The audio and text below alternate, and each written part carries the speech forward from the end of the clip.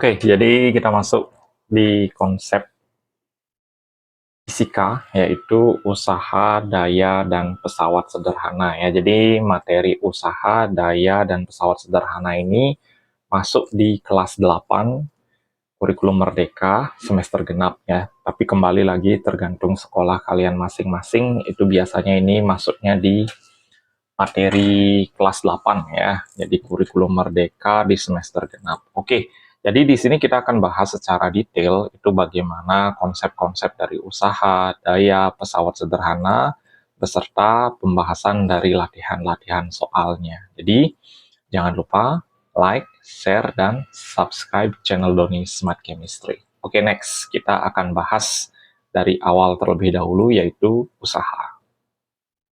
Jadi usaha itu berkaitan erat dengan energi. Jadi energi adalah kemampuan untuk melakukan usaha atau kerja.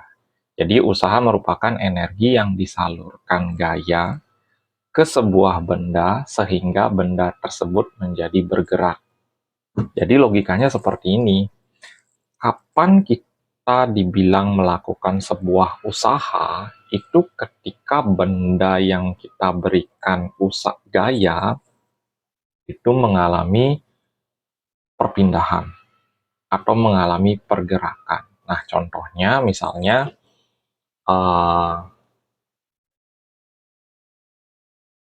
mendorong tembok.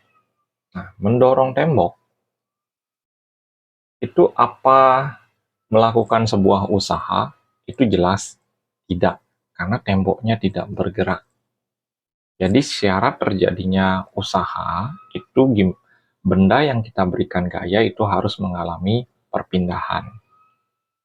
Nah, di layar kalian itu ada kuda kemudian menarik sebuah kereta. Kalau ketika keretanya ditarik dan keretanya itu berpindah tempat, itu menandakan bahwa kudanya sudah melakukan sebuah usaha. Jadi syaratnya usaha itu terjadi, itu harus benda itu bergerak. Itu kesimpulannya ya. Next. Hubungan antara usaha, gaya, dan perpindahan. Jadi usaha berkaitan dengan gaya dan perpindahan. Usaha terjadi jika gaya yang bekerja, di sini kalian perhatikan kembali lagi, gaya yang bekerja pada suatu benda mengakibatkan benda itu berpindah tempat. Berpindah tempatnya juga harus searah dengan gerak bendanya. Nah, misalnya kalau kalian mengangkat buku, kemudian kalian berjalan ke depan, jadi ketika kalian mengangkat buku dan berjalan ke depan, itu arahnya tidak searah. Jadi buku itu perpindahannya tegak lurus dengan jalan kalian. Jadi kalian juga belum dibilang melakukan sebuah usaha di sana ya. Jadi ketika kita mendorong meja, kemudian mejanya berpindah, itu jelas kalian melakukan sebuah usaha. Nah, jika gaya yang tidak bekerja tidak menyebabkan perpindahan, dikatakan benda itu tidak melakukan usaha. Oke, kita ubah bahasanya di sini. Jika gaya yang bekerja tidak menyebabkan perpindahan, dikatakan benda itu tidak melakukan usaha. Kayak tadi contohnya, mendorong tembok.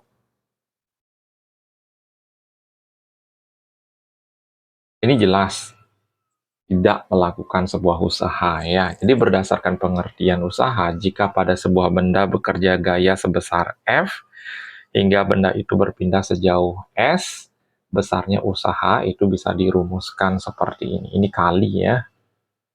W sama dengan F kali S. Nah, bagaimana kalau yang ditanya itu F? Jadi kita pakai rumus segitiga aja.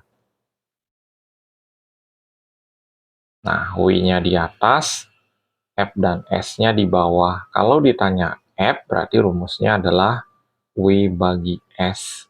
Kalau ditanya S, itu rumusnya adalah W per F. Nah, untuk keterangan itu sudah ada di sini.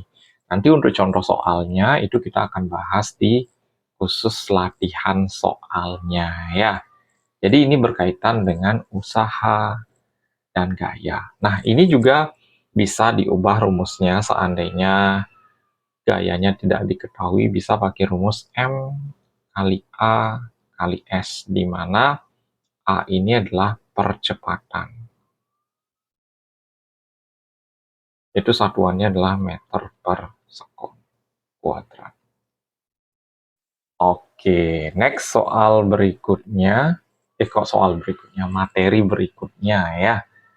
Hubungan antara daya dan usaha. Apakah setiap benda mempunyai kecepatan yang sama dalam melakukan usaha?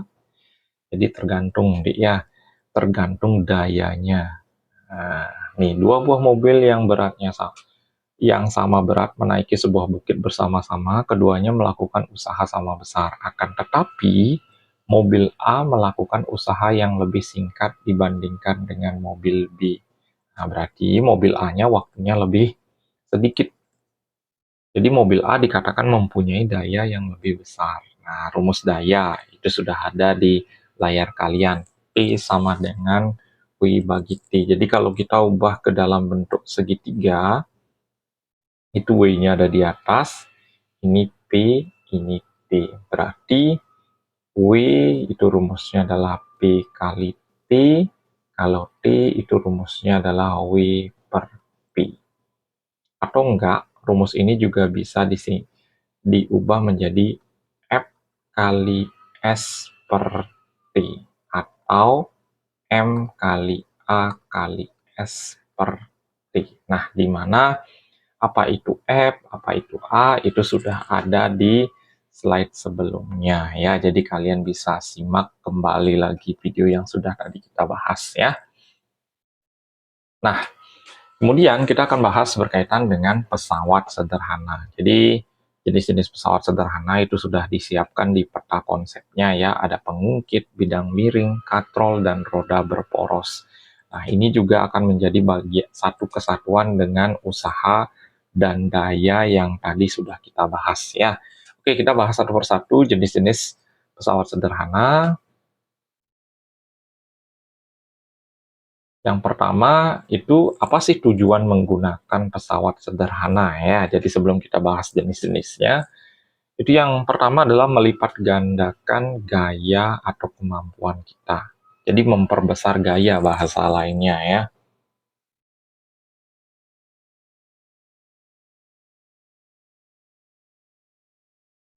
Kemudian mengubah arah gaya yang kita lakukan. Dan yang ketiga menempuh jarak yang lebih jauh atau membesarkan kecepatan. Nah, ini juga bisa meringankan usaha. Kemudian mempersingkat waktu. Juga bisa dibilang, Dik, ya. Jadi ini sebagai tambahan, apa sih tujuan kita menggunakan pesawat sederhana itu, ya. Next. Nah, ini contoh dari pesawat sederhana yang pertama, yaitu tuas atau pengungkit, ya. Jadi silakan disimak dengan baik. Tuas itu berfungsi sebagai alat pembesar gaya, sehingga keuntungan menggunakan tuas adalah gaya yang dihasilkan itu lebih besar daripada gaya yang dikeluarkan. Besar gaya yang dihasilkan itu bergantung pada panjang lengan gaya dan panjang lengan bebannya. Oke, makin besar perbandingannya, maka makin besar pula gaya ungkit yang dihasilkan. Nah, ini. Oke ya. Ini namanya titik tumpu. Mungkin nanti akan diisi keterangannya di sini. Oke, ya, ada titik tumpu. Ini yang di sini adalah lengan beban. Ini LB. Lalu dari sini namanya LK. F atau kuasa. Jadi F itu sama dengan K atau kuasanya. Kemudian titik B ini adalah bebannya. Oke. Silahkan disimak dengan baik ya. Next.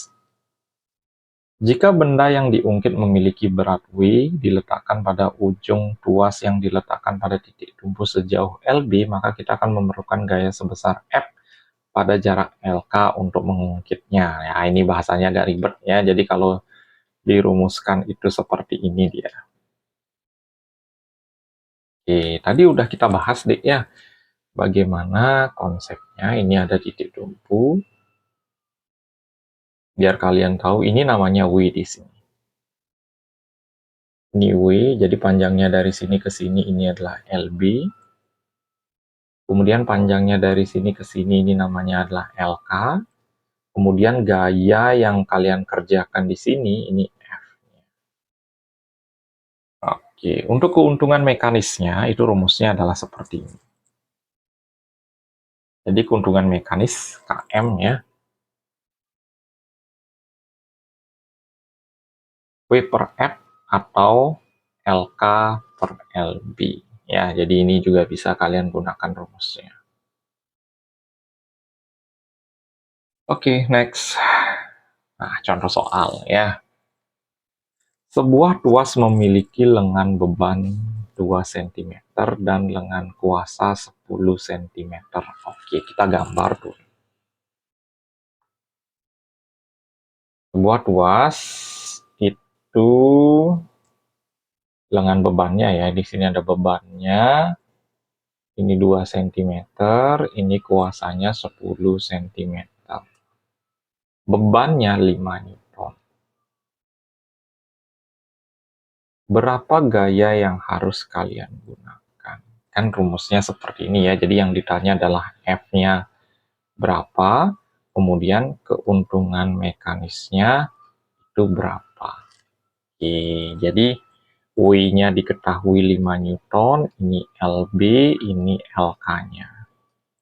Nah, nanti kalian kalau menjawab soal untuk fisika, itu jelas kalian harus isi diketahui, ditanya, dan jawab. Ya, jangan sampai lupa itu. Oke, kita masuk ke rumus. W kali LB sama dengan F kali LK. Jadi W-nya adalah 5 Newton, LB-nya adalah 2, F-nya tidak diketahui, LK-nya adalah 10. Berarti 10 sama dengan 10F. Berarti F-nya sama dengan 10 dibagi 10. Ini hasilnya adalah 1 Newton. Nah, tadi keuntungan mekanisnya, itu kalian bisa menggunakan rumus LK per LB. Boleh banget ya. LK-nya adalah 10, LB-nya adalah 2. Berarti keuntungan mekanisnya adalah 5. Ya. Oke, jadi ini menjawab dua pertanyaan. Yang pertama itu berkaitan dengan F-nya, kemudian keuntungan mekanis. Ya, untuk contoh soal ini. Nanti contoh soal yang lain itu akan ada di video khusus latihan soal. Ini mungkin akan jadi satu video nantinya ya. Oke, next.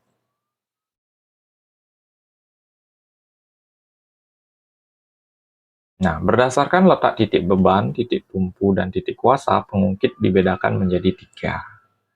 Ya, ini harus kalian ingat ya. Pengungkit jenis pertama. Jadi titik tumpu terletak di antara titik beban dan titik kuasa. Artinya titik tumpunya itu berada di tengah-tengah dia ya. Nah, ini beberapa contoh benda yang termasuk pengungkit jenis pertama, di mana titik tumpunya itu berada di tengah-tengah dia ya. Oke. Ini titik tumpunya di sini dia. Oke, untuk contoh yang kedua, ada pengungkit jenis yang kedua. Nah, ini juga sama, titik tumpunya ada di tengah-tengah ya. Pengungkit jenis yang kedua.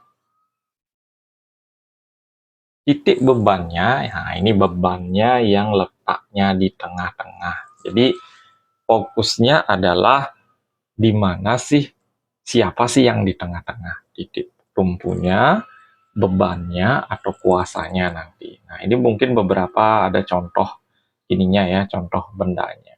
Nah, ini dia. Ini bebannya. Ini beban, ini titik tumpunya, ini kuasanya. Ya, jadi beberapa benda itu ini pemecah kacang-kacangan ya, pemecah kemiri. Oke. Next. Nah, ini juga sama, bebannya ini, untuk botolnya ini ya, ini kuasanya, titik tumpunya, ini gigi yang paling ujung. Jadi sekali lagi, pengungkit jenis yang kedua itu bebannya berada di tengah-tengah. Ya. Oke. Next, pengungkit jenis yang ketiga, di mana itu kuasanya yang berada di tengah-tengah ya. Nah, ini dia. Jadi kuasanya yang berada di tengah-tengah. Nah, ini. Kalau pakai staples kan tangan kalian letaknya di sini. Ini juga sama, kuasanya ada di tengah-tengah. Ini juga biasanya yang digunakan untuk ngambil makanan di penggorengan atau apa ya, di speed. Ini juga termasuk pengungkit jenis yang ketiga ya. Nah, kita bahas kemudian bidang miring. Nah, di sini contohnya udah banyak banget ya, ada bidang miring, ada skrup, ada pisau, kapak, kemudian ada tangga, ada jalan yang berkelok-kelok, itu termasuk ke dalam bidang miring dia ya. Jadi bidang miring dapat dibuat dari papan yang diletakkan secara miring, dapat memindahkan barang tanpa mengangkatnya, cukup ditarik ataupun didorong saja. Nah, ini beberapa contoh benda yang memanfaatkan konsep bidang miring ya. Nah, ini rumusnya. W kali H, F kali S. Oke, mungkin ada gambarnya, ntar ya kita cek.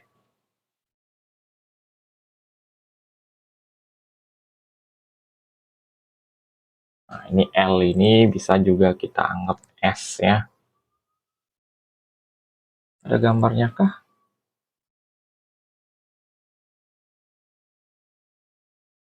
Oke, siapa tahu nanti ada gambarnya ya. Kita cek seperti ini konsepnya.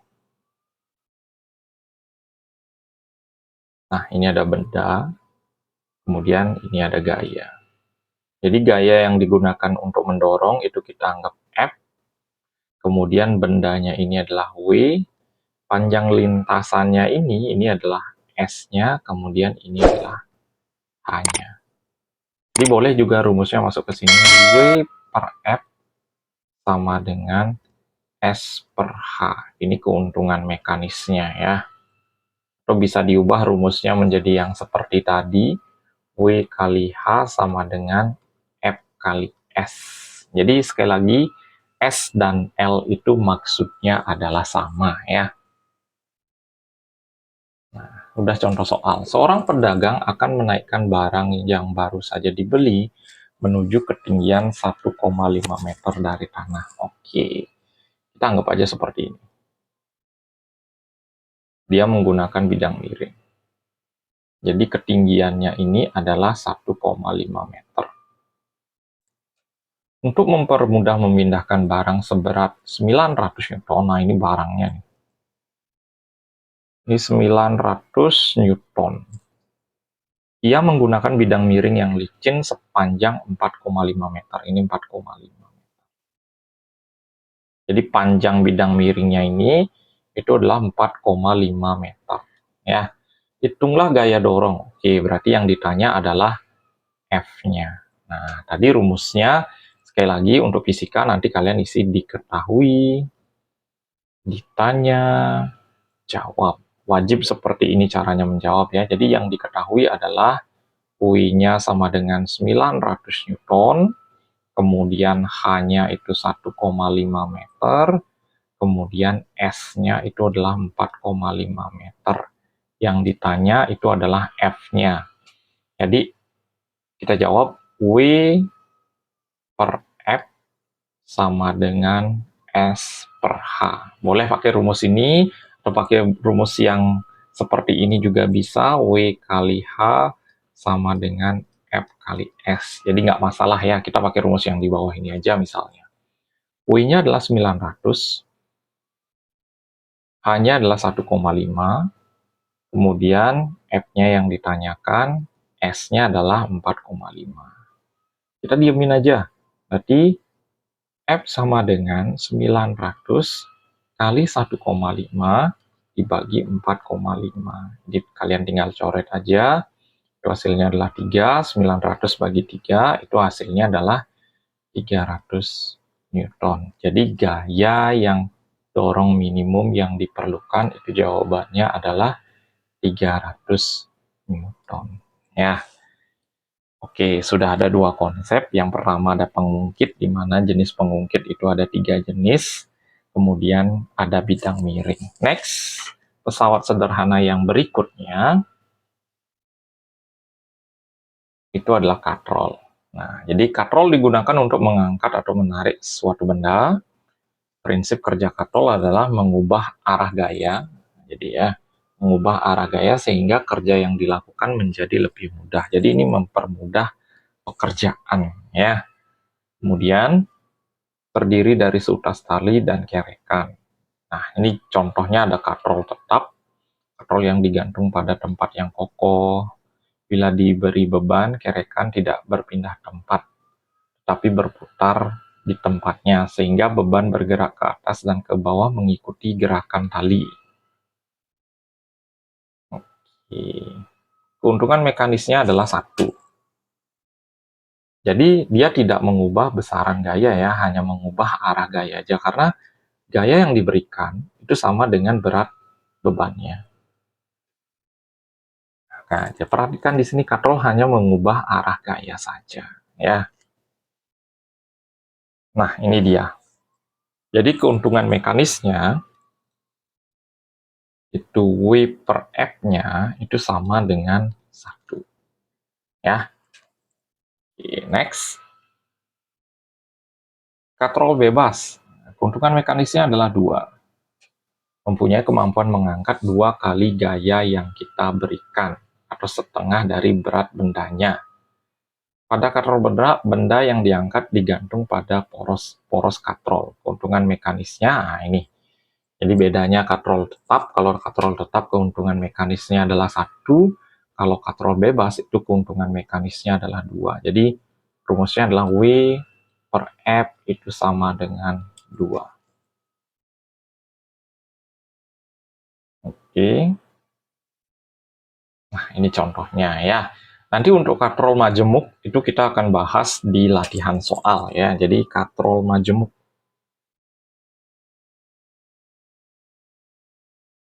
itu nanti kita akan bahas di latihan soal. Jadi konsepnya kita fokusnya itu adalah di keuntungan mekanisnya. Jadi keuntungan menggunakan katrol bergerak selain memudahkan mengangkat benda juga memerlukan kuasa yang besarnya setengah. Nah, ini setengah dari massa bendanya.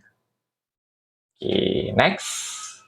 Roda berporos. Ya, ini yang ada roda-rodanya ya. Penggunaan roda saat memindahkan benda sangat mengurangi gaya gesekan. Karena dapat mengurangi gaya gesekan, maka roda dapat menahan gerakan benda.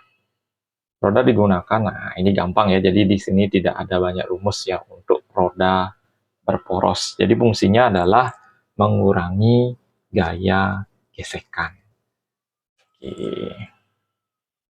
Nah, jadi sekian pembahasan materi mulai dari awal yaitu usaha, kemudian daya dan jenis-jenis pesawat sederhana beserta hitung-hitungannya. Jadi setelah ini kita akan bahas latihan-latihan soal yang berkaitan dengan usaha, daya, dan pesawat sederhana. Oke, next soal yang pertama ya. Sebuah almari didorong dengan gaya 100 Newton dan bergeser sejauh 1,5 meter, maka besar energi.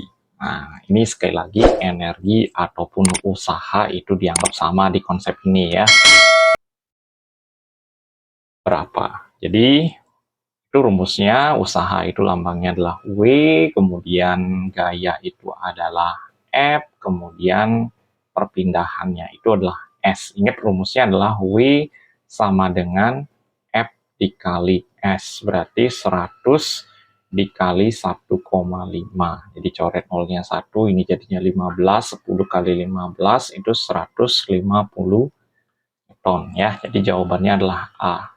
Jadi sekali lagi ini karena soalnya model objektif itu Kak nggak isi yang namanya diketahui ditanya dan jawab. Jadi kalian yang harus membuat seperti itu jikalau guru kalian itu menyuruh kalian ke depan untuk menjawab ya. Jadi diisi diketahui, ditanya atau jawab itu memang teknik untuk menjawab soal fisika ya. Next, soal yang kedua. Badan memindahkan kursi dengan energi 1000 Joule dalam waktu 20 detik. Maka dayanya, oke, kembali lagi, energi atau usaha itu adalah W, kemudian waktu itu adalah T-nya, yang ditanya adalah P-nya berapa. Ingat konsep rumusnya adalah P sama dengan W bagi T. Jadi W-nya adalah 1000 dibagi 20. Coret 100 bagi 2 itu hasilnya adalah 50 watt. Ya, jadi jawabannya adalah yang C. Next, soal berikutnya. Landi menggeser rak buku dengan energi, kembali lagi ini yang diketahui adalah W-nya sama S-nya. Yang ditanya adalah F-nya berapa ya. Jadi F itu kembali lagi rumusnya adalah W per S. Jadi 5000 dibagi 5. Itu hasilnya adalah 1000 Newton. Jadi jawabannya adalah yang A di soal ini. Jadi gampang ya, asalkan kalian sudah hafal rumus yang sudah Kak bahas tadi sebelumnya ya. Oke, next soal berikutnya. Listika menggeser meja dengan gaya. Nah, ini perhatikan. F-nya 80 Newton sejauh 5 meter, ini S-nya. Waktu yang dibutuhkan selama menggeser itu adalah 4 detik. Nah, ini yang diketahui adalah T juga. Yang ditanya adalah watt-nya atau dayanya. Jadi daya itu yang ditanya adalah P-nya. Nah, kan rumusnya seperti ini dia. P sama dengan W per T. Karena di soal tidak disiapkan W, berarti rumusnya kita ubah menjadi F kali S per T. Berarti 80 kali 5 per 4. 80 bagi 4 hasilnya adalah 20. 20 kali 5 itu hasilnya adalah 100 watt. Ya, jadi jawabannya adalah yang A di soal ini. Next, soal berikutnya. Berikut fungsi pesawat sederhana, kecuali. Nah, ini. Kita cari jawaban yang kedua-duanya berbeda ya, atau berlawanan. Memperkecil usaha atau memperbesar usaha. Mempermudah melakukan usaha, ini benar ya. Mempercepat pekerjaan, ini benar. Jadi, memperbesar usaha atau gaya yang kita berikan semakin besar, apa gaya yang kita berikan semakin kecil. Jadi jawabannya jelas ya, karena fungsinya itu mempermudah untuk melakukan usaha, artinya usaha yang kita lakukan itu semakin sedikit. Ya, jadi kita nggak perlu banyak-banyak melakukan usaha, otomatis benda itu udah bisa berpindah. Jadi jawabannya kecuali ini, yaitu memperbesar usaha. Ya. Next, soal berikutnya, alat tersebut menggunakan prinsip, nah sudah pasti ini pengungkit. Tapi pengungkit jenis berapa? Ini kuasanya ya, jadi kuasanya di sini, ini titik tumpu, ini bebannya di sini. Nah, posisi beban itu ada di tengah-tengah. Itu merupakan pengungkit jenis yang kedua, ya. Kalau jenis yang pertama itu kuasa, titik tumpu, kemudian beban. Kalau pengungkit jenis ketiga itu titik tumpu, kuasa, beban. Itu posisinya ya. Jadi kuasanya berada di tengah-tengah dia. Oke, next soal berikutnya. Berikut ini yang merupakan contoh tuas golongan yang ketiga. Tadi udah kita bahas ya, di mana kuasanya itu berada di tengah-tengah. Gerobak roda 1, nah ini kedua ya, karena bebannya berada di tengah-tengah. Gunting ini pertama, titik tumpunya berada di tengah-tengah. Pemecah kemiri alat pancing ini roda berporos ya. Jadi ini jawabannya, pemecah kemiri. Yang D ya. Next, soal berikutnya. Pada saat kita pergi ke pegunungan, maka jalan menuju ke pegunungan itu dibuat berkelok-kelok.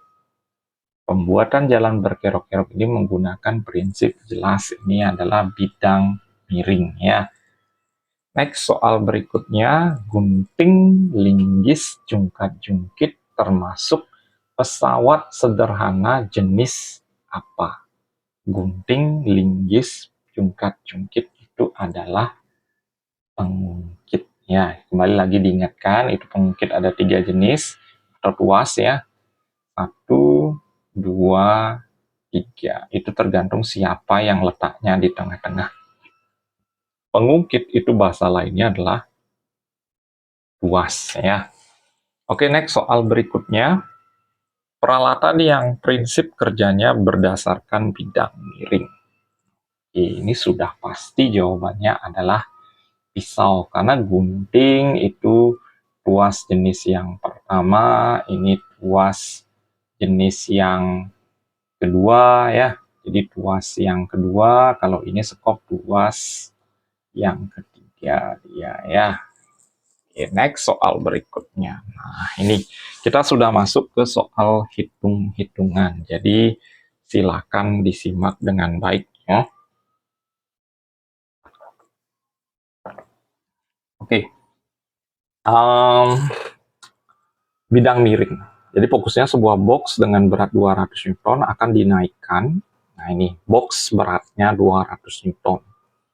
Ini W-nya ke dalam truk dengan gaya 50 Newton. Berarti F-nya ini. Keuntungan mekanis dari bidang miring kan konsepnya seperti ini dia. W per F atau S per H.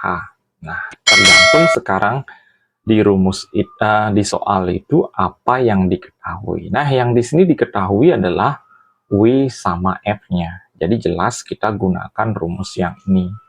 Berarti keuntungan mekanisnya sama dengan 200 dibagi 50. Jadi 20 bagi 5 itu jawabannya adalah 4. Jadi yang D jawabannya ya. Next soal berikutnya.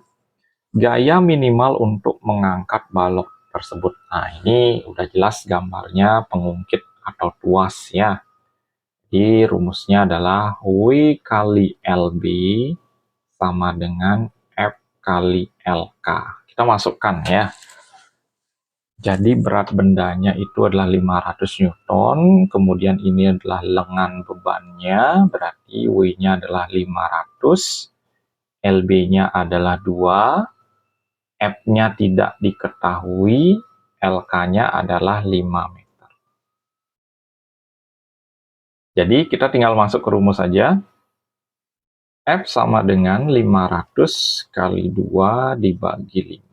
500 bagi 5, 100. 100 kali 2, 200 Newton. Jadi jawabannya adalah yang D. Kalian juga bisa menggunakan rumus ini sebenarnya. W per F sama dengan LK per LB. Ini tinggal dikali silang aja. Jadi gunakan rumus yang kalian bisa gunakan ketika menghitung perhitungan dari soal yang udah diberikan ya. Oke, next soal berikutnya. Gaya minimal. Ingat gaya ini adalah F-nya juga. Kalau tadi itu pembahasannya adalah tuas atau pengungkit, sekarang bidang miring. Nah, jadi jangan lupa ya, kalau kalian ada yang nggak paham penjelasan konsep yang sudah Kak bahas dari awal sampai terakhir dari video ini, kalau ada yang masih nggak ngerti, itu kalian bisa bisa tanyakan di bagian kolom komentar dan kalian bisa follow IG yang ini ya. Oke. Next, kita akan bahas ini yang ditanya adalah F-nya. Tadi rumusnya juga bisa seperti ini ya. W per F sama dengan S per H. Oke. Atau juga bisa konsep rumusnya W kali H sama dengan F kali S. Oke, kita coba menggunakan rumus ini misalnya. W-nya itu udah dikasih tahu, itu 600 Newton. Kemudian H-nya, ini H ya. Jadi H itu adalah ketinggian. Ketinggiannya adalah 3 meter, kemudian F-nya ditanyakan, kemudian di sana terlihat S-nya, ini mungkin 6 ya. Jadi S-nya itu adalah 6 meter. Berarti F-nya sama dengan 600 kali 3 dibagi 6. 600 bagi 6 hasilnya adalah 100. 100 kali 3 itu hasilnya adalah 300 Newton. Ya, jadi jawabannya adalah yang D di soal. Next, soal berikutnya. Jika berat bebannya adalah 150 Newton, maka gaya yang diperlukan. Nah, kita lihat dulu gambarnya. Jadi ini tadi tuas atau pengungkit sudah ada contoh soal hitung-hitungannya, kemudian bidang miring juga sudah ada contoh soal hitung-hitungannya. Ini adalah katrol ya. Jadi katrol ini merupakan katrol tetap ya.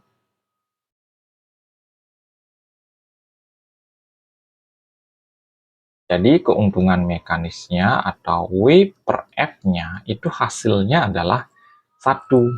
Kalau katrol bergerak, itu keuntungan mekanisnya adalah 2. Berarti tinggal masukkan aja.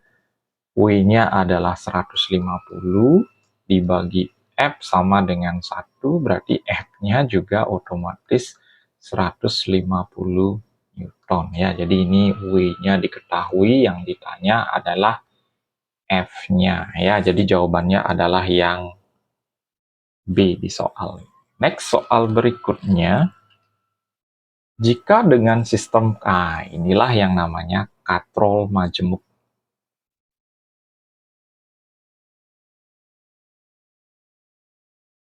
Jadi katrol majemuk ini itu keuntungan mekanisnya itu sesuai dengan jumlah talinya. Sesuai dengan jumlah talinya. Nah, di sini talinya ada 1, 2, 3, 4. Jadi keuntungan mekanis untuk katrol yang ada di soal ini adalah 4. Jadi ini nggak dihitung ya. Jadi tali yang digunakan untuk menarik itu sekali lagi tidak dihitung. Berarti kembali lagi rumusnya, keuntungan mekanis itu sama dengan W per F. Keuntungan mekanisnya itu adalah 4. Gaya untuk menarik beban membutuhkan 8 Newton. Nah, ini F-nya diketahui. Yang ditanya adalah W-nya berapa. Jadi W-nya kita diemin, F-nya diganti dengan angka 8. Ini naik ke atas itu jadi perkalian, berarti 4 kali 8 sama dengan W, berarti W-nya sama dengan 32 Newton. Jadi jawabannya adalah yang B di soal ini ya. Sekali lagi, sesuai janji Kak yang tadi di video sebelumnya, itu katrol akan dibahas, katrol majemuk khususnya ya, akan dibahas di bagian latihan soal. Jadi ini, contoh soal dari katrol majemuk. Oke, next soal berikutnya. Seorang anak sedang mengungkit sebuah batu seperti yang terlihat pada gambar. Besarnya kuasa. Oke, yang ditanya kembali F-nya ya. Tadi udah kita bahas sebenarnya ini W kali LB sama dengan F kali LK. Jadi ini W-nya, ini LB-nya, ini LK-nya. Berarti W-nya kita masukkan 360 dikali 20 sama dengan F dikali 180. Berarti F-nya sama dengan 360 kali 20 dibagi 180. Coret, ini hasilnya adalah 2. 2 kali 20 itu hasilnya adalah 40 Newton. Ya. Jadi jawabannya adalah yang B untuk soal ini. Next, soal berikutnya. Dan mungkin menjadi soal yang terakhir ya. Bila tinggi truknya, nah ini udah ada. Ini sekali lagi panjang lintasannya itu adalah S-nya, ini H-nya, ini W-nya. Jadi W-nya diketahui 500 Newton ya. Oke, kita coba menggunakan rumus yang seperti ini. W per F sama dengan S per H. Ini besar gaya yang ditanya adalah F-nya ya. W-nya adalah 500, F-nya ditanyakan, S-nya adalah 3, ini sama dengan ya, H-nya adalah 1,5. Ini kita tinggal coret aja 2 per 1. Berarti jadinya kali silang ini dengan ini dengan ini. Jadi 2F sama dengan 500 kali 1, berarti F-nya sama dengan 500 dibagi 2. Itu hasilnya adalah 250 Newton. Jadi jawabannya adalah yang C ya. Jadi sudah komplit, ini ada contoh soalnya mulai dari tuas atau pengungkit, kemudian gaya atau usaha tadi udah kita banyak bahas, kemudian ada bidang miring dan katrol ya. Jadi kalau untuk roda perporos itu tidak ada rumusnya. Oke ya. Jadi sekian pembahasan video berkaitan dengan usaha, daya, dan pesawat sederhana. Semoga apa yang sudah Kak bahas itu bermanfaat dalam proses pembelajaran kalian di sekolah. Jadi jangan lupa like, share, dan subscribe channel Dodi Smart Chemistry. Sampai ketemu di video berikutnya.